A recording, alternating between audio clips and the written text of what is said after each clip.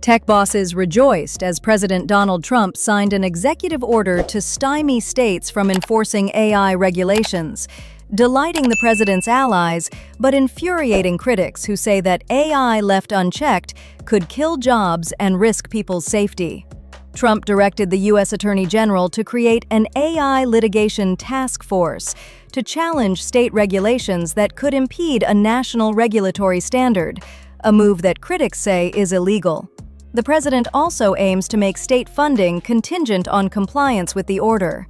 Billionaires including David Sachs, the White House AI and crypto czar who pushed the executive order, celebrated its signing and said it would help companies who might otherwise have to navigate a patchwork of state laws. Thank you to President Trump for his extraordinary vision and leadership on AI, and for looking out for the interests of the entire country, as the framers of the Constitution intended, and as only the President of the United States can do, gushed Sachs in a December 8 post on X.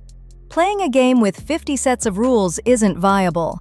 Having to do so would slow down investment, wrote Chamath Palihapitiya, venture capitalist and Trump ally, who co-hosts the All In podcast with Sachs on X. The two looked in festive spirits around the signing, with Palihapitiya sharing a Christmas greeting Thursday, showing him and Sachs cheesing at the White House. The executive order was a culmination of months of lobbying by top firms like OpenAI, NVIDIA, and Google. California stands to lose as much as $1.8 billion in federal broadband funding if it enforces AI regulations in conflict with the order, per the LA Times.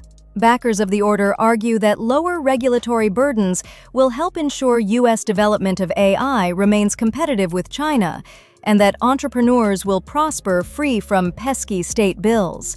Sachs, on Fox Business, argued that AI has created a broad-based boom, boosting plumbers, electricians, and other blue-collar workers.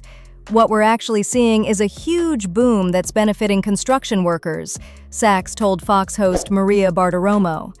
Others have a much dimmer take, saying the order violates states' rights and smacks of a giveaway to Trump fans in Silicon Valley.